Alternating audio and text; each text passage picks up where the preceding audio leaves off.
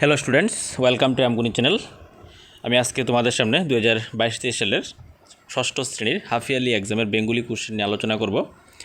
আমরা এটির আনসার তোমাদের সামনে তুলে ধরব এবং যেগুলি ব্রড কোশ্চেন আছে অর্থাৎ রচনাধর্মী প্রশ্ন আছে সেগুলি আনসার তোমরা বই থেকে নিয়ে নেবে। আমি 1 মার্কসের যে কোশ্চেনগুলি থাকবে সেগুলি আনসার বলে দেব। তো আমরা এর মধ্যে ইতিমধ্যে আমরা প্রিভিয়াস ইয়ারের বিভিন্ন কোশ্চেনগুলি আমরা আমগুনি চ্যানেলে আপলোড করেছি, তোমরা এগুলি দেখে নেবে। যদি এই ধরনের ভিডিওগুলি ভালো লাগে অবশ্যই চ্যানেলটিকে সাবস্ক্রাইব করে পাশে থাকবে এবং বেশি বেশি করে লাইক এবং শেয়ার করে দেবে।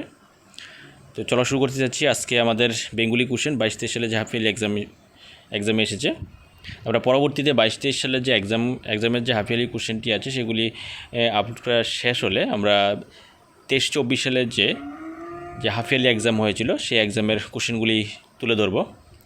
তো চলো আজকে শুরু করতে যাচ্ছি। আমাদের প্রথমেই যে ক বিভাগ রয়েছে, ক বিভাগের মধ্যে প্রথমে একটি অনুচ্ছেদ দেওয়া হয়েছে।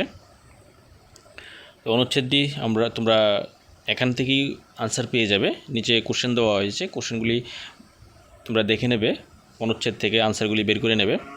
এখানে অনুচ্ছেদ থাকবে 10 নম্বরের অনুচ্ছেদ থাকবে, এখানে 2 মার্কস করে 5টি কোশ্চেন থাকবে অনুচ্ছেদটি থেকে। এগুলি পড়ে নিলে তোমরা আনসারগুলি বের করতে পারবে।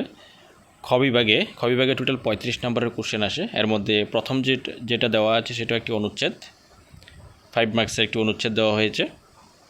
এখানে 5টি কোশ্চেন দেওয়া হয়েছে, প্রত্যেকটি 1 মার্কস করে। নেক্সট দেওয়া আছে 3 শুদ্ধরূপটি লেখো। শুদ্ধরূপের মধ্যে আমাদের প্রথমেই এখানে দেওয়া হয়েছে যে 3টা অপশান দেওয়া হয়েছে কোন বানানটি সঠিক হবে। প্রথমেই দেওয়া আছে শ্বশুর একটি শব্দ দেওয়া আছে, এর মধ্যে প্রথমটি সঠিক হবে। তারপরে মুষ্টিবদ্ধের মধ্যে এখানে যে বানানটি সঠিক হবে সেটি হলো এখানে দ্বিতীয় বানানটি সঠিক হবে। তারপরে গ নম্বরের মধ্যে আছে পিপিলিকার মধ্যে এখানে আমরা দেখতে পাচ্ছি লাস্ট যে বানানটি 3 নম্বরটি পিপিলিকা সঠিক হবে, এই বানানটি। ঘ নাম্বার নিঃস্বার্থের মধ্যে এখানে আমাদের দ্বিতীয় নাম্বারের যে বানানটি দেওয়া হয়েছে দ্বিতীয় বানানটি সঠিক হবে। তারপরে 4 নম্বর পদ নির্ণয় করো।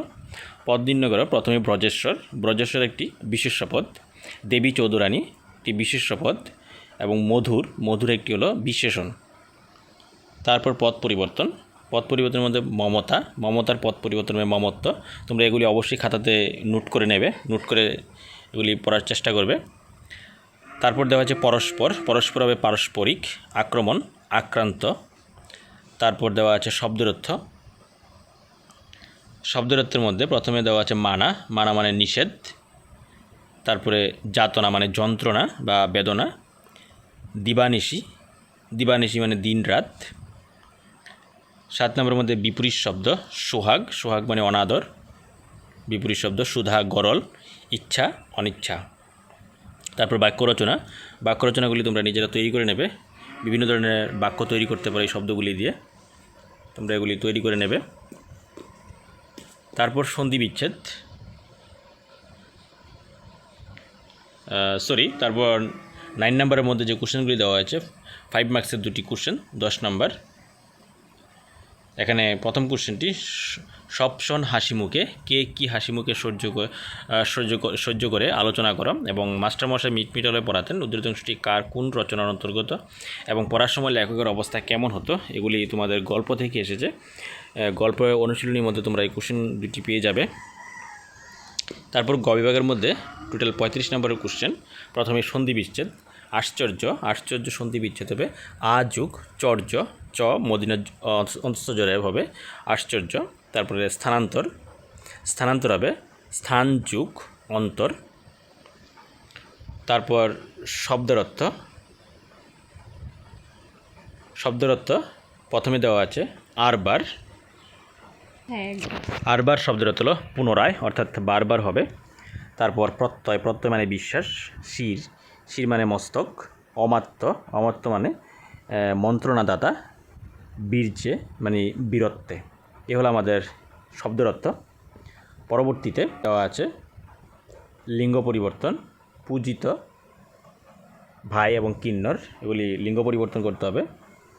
তারপর 13 নম্বরের মধ্যে কিছু প্রশ্ন দেওয়া আছে, 3টি প্রশ্ন আনসার করতে হবে 5 মার্কস করে, অথবা দেওয়া আছে প্রথমটার মধ্যে তোমরা এই কোশ্চেনগুলি তোমরা বইয়ে পেয়ে যাবে। পরবর্তীতে পত্র রচনা, খেলাধুলার প্রয়োজনীয়তা সম্পর্কে ছোটো ভাইকে চিঠি, এবং তারপর অনুচ্ছেদ দেওয়া হয়েছে, যেগুলো একটি লিখতে হবে। 3টি অনুচ্ছেদ দেওয়া হয়েছে। মাতৃভাষা, স্বামী বিবেকানন্দ, দৈনন্দিন জীবনী বিজ্ঞান, অথবা দেওয়া আছে, এটার সাথে একটি অনুচ্ছেদ দেওয়া হয়েছে। তো তোমরা যেটা তোমাদের থেকে সহজ মনে হয় সেটাই তোমরা আনসার করবে। রচনার সাথে অথবা দেওয়া হয়েছে একটি অনুচ্ছেদ 5 নম্বরের